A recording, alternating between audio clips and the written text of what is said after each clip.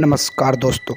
जन्माष्टमी के अवसर पर मेरे दोस्त ने एक डरावनी कहानी भेजी है।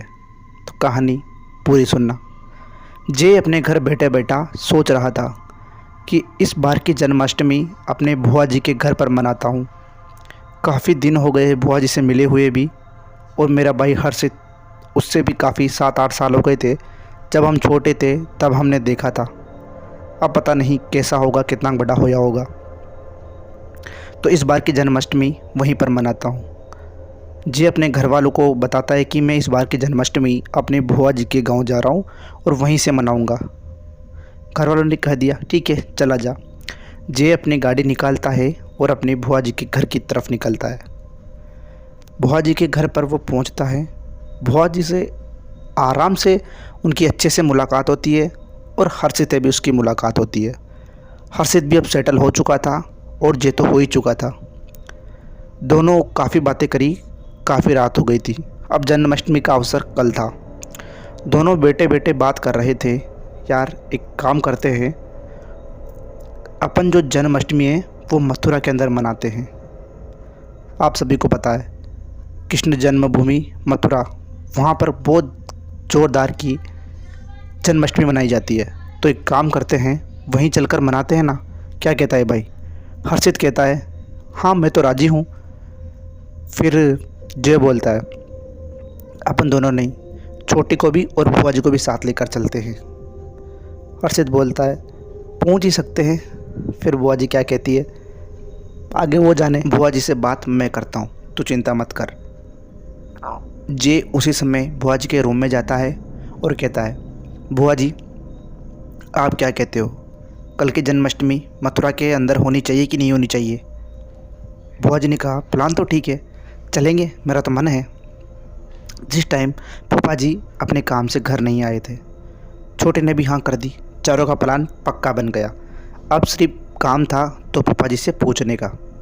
जब पापा जी से पूछा गया तो पापा जी ने कहा नहीं, बारिश का मौसम है, सुनसान रास्ता होगा और तुम मत जाओ, अपने यहाँ पर ही मना लेंगे। चारों ने काफ़ी जिद करी। अब पापा जी भी क्या करते, उन्होंने कहा ठीक है चले जाओ, फिर मेरे से कुछ भी मत कहना, कुछ हो जाए तो। उन्होंने कहा ठीक है हम चले जाएंगे अपने हिसाब से। सुबह होती है, सुबह वहाँ से तुरंत वो अपने गांव से बुआ जी के घर से मथुरा के लिए निकल जाते हैं। वैसे तो 150 किलोमीटर की दूरी थी उनके बीच, परंतु वो निकल जाते हैं, जल्दी निकले थे ना। अब उनका प्लान ये था कि मथुरा के अंदर रहकर ही हम होटल ले लेंगे वहाँ अच्छी सी, जहाँ पर भी मिलेगी, और रात वहीं रहेंगे, फिर सुबह निकलेंगे वहाँ से। वो बातें करते करते मथुरा पहुँच गए और उन्होंने जन्मभूमि यानी कि जो कृष्ण जी की जन्माष्टमी है, अच्छे से 12 बजे तक उन्होंने वेट करा, अच्छे से जन्माष्टमी देखी, कृष्णा जी का जन्म उत्सव देखा। और जैसे 12:30 बजे वो फ्री हुए वहाँ से, हर्षित बोलता है अपन को अभी निकलना चाहिए यार।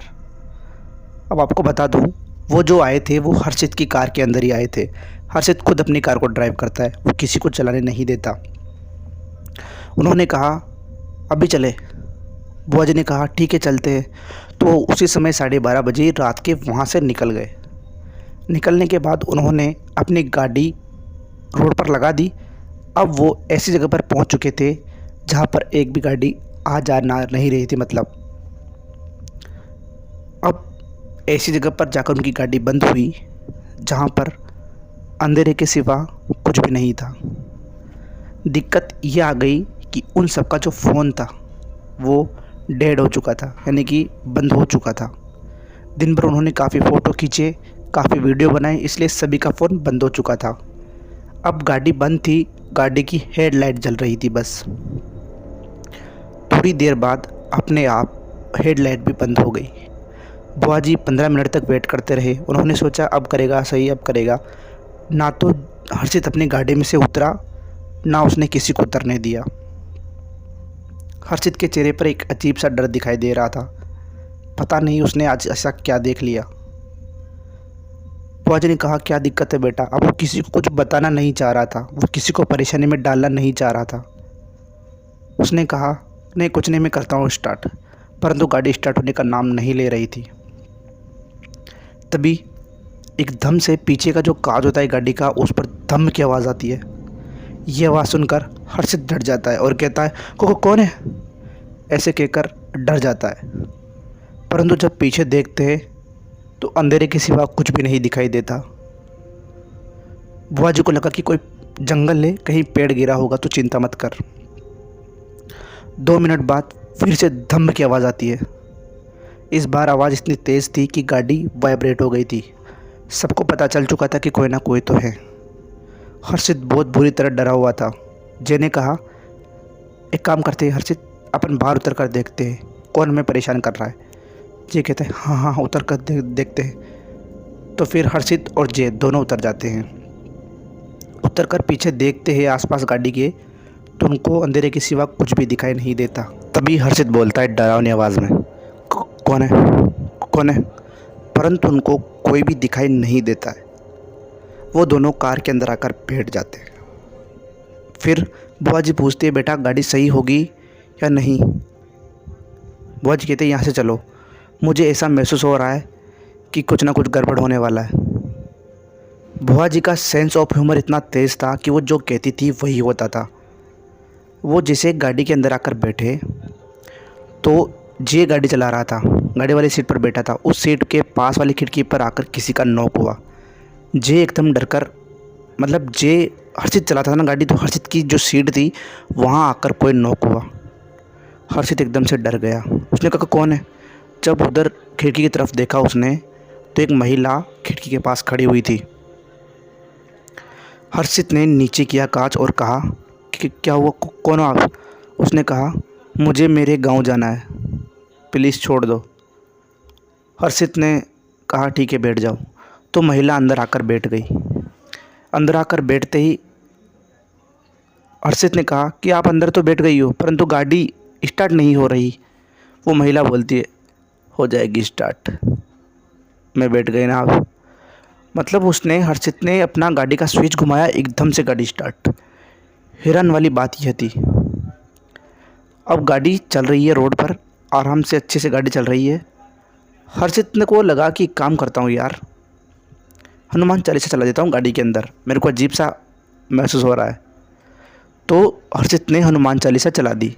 जब हनुमान चालीसा चलाई तो हनुमान चालीसा शुरू की लाइनें चलकर ही वो टेप ही अटक गई। ऐसे अटकी जैसे कि कुछ खराबी हुई हो। अब परेशान इस बात से था हर्षित कि अभी तो मैंने 2-3 दिन पहले इसको सही करवाया है, क्योंकि ये पहले ख़राब थी, तो मैंने इसको भी बिल्कुल नया करवाया और ये कैसे बंद हो सकती है। वो एकदम से बंद हो गई। बंद होने के बाद एकदम से पीछे से छोटी के चिल्लाने की आवाज़ आती है। और जब पीछे मुड़कर देखता है हर्षित और जे, तो जो महिला बेटी थी उसने बुआ जी का और छोटी का गला पकड़ रखा था।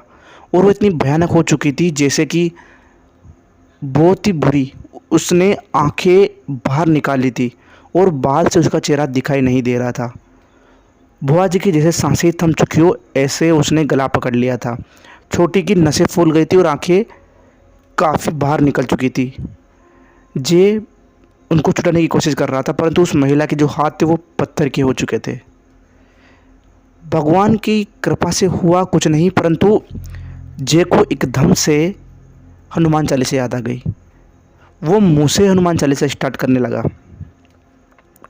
हर्षित भी उसके साथ साथ, दोनों भाई एकदम से रोते रोते हनुमान चालीसा स्टार्ट करने लगे। उन्होंने हनुमान चालीसा गाई। जैसे जैसे हनुमान चालीसा गाई, वो महिला एकदम से गायब हो गई अंधेरे के अंदर और कोई भी दिखाई नहीं दिया।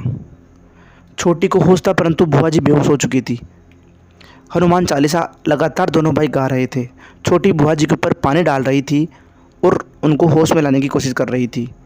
जैसे ही वो बुआ जी के ऊपर एकदम से पानी गया, बुआ जी होश में आई और उन्होंने कहा, राधे राधे, जय श्री कृष्णा, ऐसे कहकर उन्होंने अपनी होश लिया और गाड़ी बंद हो चुकी थी। जैसे वो महिला गई थी ना, गाड़ी वापस बंद हो चुकी थी। और माँ जी कहती है, यानी कि बुआ जी कहती है कि तुम गाड़ी स्टार्ट करो, भगवान सब सही करेगा, राधे राधे, ऐसे कहती है। और गाड़ी भगवान कृष्ण का नाम लेते ही स्टार्ट हो गई। और अब जय ने गाड़ी इतनी स्पीड में चलाई थी, क्योंकि अब हर्षित दूसरी तरफ बैठ चुका था। हर्षित की गाड़ी थी, परंतु अब जय चला रहा था, और इतनी स्पीड में चलाई कि उन्होंने सीधा अपने गांव जाकर गाड़ी रोकी। जो सफ़र 2 घंटे में कंप्लीट होने वाला था उन्होंने 1 घंटे के अंदर ही तय कर दिया। घर पहुँचे, उन्होंने सबने कह दिया था कि फूफा जी को बिल्कुल भी नहीं बताना, क्योंकि उन्होंने पहले ही मना किया था। सब घर पहुँचे। घर पहुँचते उनकी हालत ख़राब हो रही थी। उन्होंने बस ऐसा बताया कि हमने रास्ते में एक महिला दिखी जो हमको अजीब तरीके से दिखाई दे रही थी, और उन्होंने बात बताई नहीं। बस ऐसा कहा कि हमें एक महिला दिखाई दी थी और वो बहुत भयानक दिख रही थी। फूफा जी ने कहा कि मैंने आपसे मना किया था ना, मतलब फिर भी फूफा जी ने डांट लगाई। उनको फूफा जी को परेशान नहीं करना चाहते थे। ये कहानी मुझे खुद जे ने बताई है। दोस्तों, कहानी अच्छी लगी हो तो कहानी को लाइक कर देना, चैनल को सब्सक्राइब कर देना। मिलता हूँ आपसे अगली कहानी में, तब तक के लिए बाय बाय और हैप्पी जन्माष्टमी सभी दोस्तों को।